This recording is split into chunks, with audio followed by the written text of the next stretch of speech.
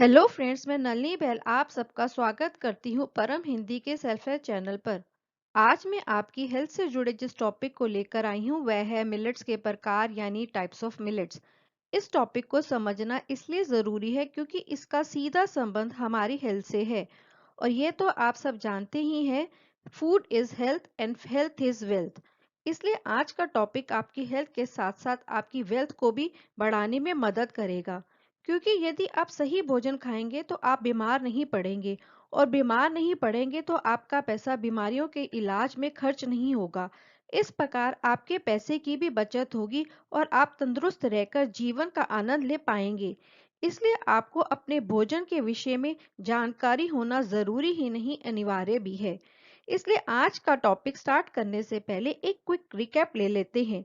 Last video में आपने जाना था मिलेट्स क्या है और मिलेट्स के हमारी थाली से गायब होने की स्टोरी को। अब आगे बढ़ते हैं। फ्रेंड्स, मिलेट्स भले ही हमारी थाली से गायब हुए थे, किंतु हमारे देश और संस्कृति से नहीं। ये फसलें हमारी संस्कृति का सदियों से अभिन्न अंग रही हैं और इन फसलों का उपयोग हमारे धार्मिक अनुष्ठानों में भी होता रहा है। हमारे देश के गरीब किसान और आदिवासी इन फसलों को बिना किसी सरकारी मदद के उगाते रहे और अपना पेट भरते रहे। शायद यही कारण रहा कि दशकों तक इन फसलों को गरीबों का भोजन समझा गया। Now the time has change. अब जब वैज्ञानिकों ने मिलेट्स ग्रेन पर रिसर्च की तो वह मिलेट्स में पाए जाने वाले पोषक तत्वों को देखकर दंग रह गए, और वह मिलेट्स ग्रेन्स को crops of future, miracle of grains, spectrum of nutrients, powerhouse of nutrition जैसे नामों से संबोधित करने लगे। फ्रेंड्स, जैसा कि आप सब जान चुके हैं, मिलेट्स ग्रेन में कई हार्डी फसलों के बीज आते हैं। इसलिए मिलेट ग्रेन्स को हम कई प्रकार से कैटेगराइज कर सकते हैं। फ्रेंड्स, साइंटिस्ट ने मिलेट फसलों को अनेक तरह से कैटेगराइज किया है, जैसे बीजों के आकार के आधार यानी साइज ऑफ सीड के अकॉर्डिंग, बीजों के भंडारण के आधार यानी स्टोरेज कंडीशन के अकॉर्डिंग, थर्ड पोषक तत्वों के आधार यानी न्यूट्रिशन वैल्यू के अकॉर्डिंग, और जलवायु के आधार यानी ग्रोइंग कंडीशन के अकॉर्डिंग। चलिए सबसे पहले बीजों के आकार के आधार पर मिलेट्स के प्रकार को जानते हैं। फ्रेंड्स, इस आधार पर विशेषज्ञों ने मिलेट्स को अगेन टू पार्ट में बांटा है। फर्स्ट पार्ट में उन्होंने मोटे दाने वाले अनाज यानी मेजर मिलेट को रखा है। इस कैटेगरी में आने वाली फसलें हैं ज्वार, बाजरा, रागी, चना और मूंग। सेकेंड पार्ट में उन्होंने छोटे दाने वाले अनाज यानी माइनर मिलेट को रखा है। इस कैटेगरी में आने वाली फसलें हैं कंगनी, हरी कंगनी, कोदाएं, कुटकी और झंगोरा। फ्रेंड्स, टाइप्स ऑफ मिलेट की सेकेंड कैटेगरी यानी स्टोरेज कंडीशंस के आधार पर मिलेट को जानने से पहले आपको बीज की संरचना की बेसिक जानकारी की आवश्यकता होगी। आइए पहले उससे समझते हैं। फ्रेंड्स, सभी फसलों के बीज उन फसलों के बच्चे होते हैं। इसलिए हर फसल अपने बच्चों की मौसम और कीटों से रक्षा करने के लिए उन्हें चार परतों में प्रोटेक्ट करती है। बीज की सबसे भारी परत को भूसी यानी हस्क कहते हैं। अधिकांश फसलों में इस परत का रंग भूरा होता है। बीज की यह परत कठोर होती है, जो सिलिका, लिग्नन और फाइबर से मिलकर बनी होती है।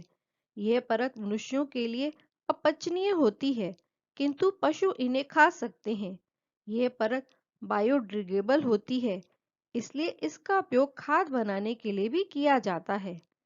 बीज की दूसरी परत को चोकर यानी ब्रेन कहते हैं। सरल शब्दों में आप इसे बीज का छिलका कह सकते हैं।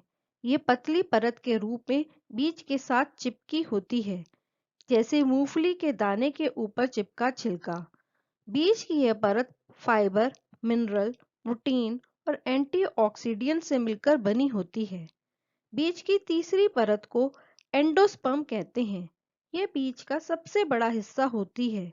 यह परत कार्बोहाइड्रेट और प्रोटीन से मिलकर बनी होती है। साइंटिस्ट इस परत को कैनेल कहते हैं।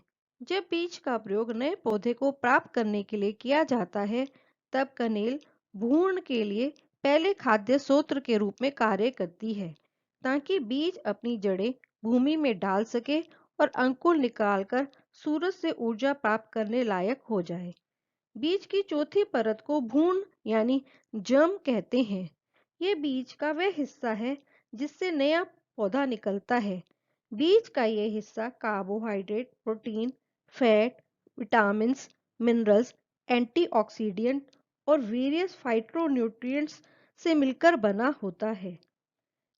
फ्रेंड्स, ज्यादातर सभी बीजों की संरचना ऐसी ही होती है, परंतु कुछ मिलेट फसलों के बीजों पर छिलका यानी ब्रेन नहीं होता, जिस कारण किसान उन्हें नग्न अनाज यानी नेकेड ग्रेन कहते हैं। जैसे मक्का, रागी, बाजरा के बीजों पर चोकर की परत नहीं होती है। ऐसे बीजों को फसलों से अलग करने के बाद सीधा भोजन के रूप में उपयोग में लाया जा सकता है, किंतु हस ग्रेन की कैटेगरी में आने वाली फसलों के बीजों को फसलों से सेपरेट करने के बाद भोजन के रूप में प्रयोग करने से पहले संसाधित करने की जरूरत होती है। संसाधित करने की प्रक्रिया को डी हस्किंग कहते हैं। बीजों को डी हस्क करने से बीजों पर लगा छिलका उतर जाता है और तब जाकर ये बीज भोजन के रूप में उपयोग करने के लिए तैयार होते हैं। बीज की संरचना को जानने के बाद अब स्टोरेज कंडीशन के आधार पर टाइप्स ऑफ मिलेट को जानते हैं। पर आगे बढ़ने से पहले मैं आप सबसे एक प्रश्न पूछना चाहती हूँ। हमें बीजों को स्टोर करने की आवश्यकता क्यों होती है? तो आपका जवाब होगा, बीज हमारा भोजन है और इनसे हमें नई फसलें प्राप्त होती हैं, इसलिए हमें बीजों को स्टोर करने की जरूरत होती है। बिल्कुल सही सोचा आप सबने। बीजों को स्टोर करने के आधार पर वैज्ञानिकों ने मिलेट ग्रेन्स को अगेन टू पार्ट में डिवाइड किया है। फर्स्ट पार्ट में उन्होंने नग्न बीज यानी नेकेड ग्रेन को रखा है और सेकंड पार्ट में उन्होंने चोकर युक्त बीज यानी हस ग्रेन को रखा है। नेकेड ग्रेन में आने वाली फसलें हैं ज्वार, बाजरा, रागी, चेना, मूंग और मक्का। हर्ष ग्रेन में आने वाली फसलें हैं कंगनी, हरी कंगनी, कोदाएं, कुटकी, जिंगोरा और चावल। फ्रेंड्स, वीडियो ज़्यादा लंबा ना हो जाए, इसलिए टाइप्स ऑफ मिलेट के बाकी के 2 टाइप्स को मैं नेक्स्ट वीडियो में कवर करूंगी। इस वीडियो में आपने टाइप्स ऑफ मिलेट को बीजों के आकार के आधार और बीजों के भंडारण के आधार पर जाना है। मैं आशा करती हूँ इस वीडियो से आपके ज्ञान में अवश्य ही वृद्धि हुई होगी। यह वीडियो आपको अच्छी लगी हो तो आप इसे लाइक, सब्सक्राइब एंड शेयर करें। मैं मिलती हूँ आपसे नॉलेज से भरपूर नेक्स्ट वीडियो में। Till then take care and stay healthy.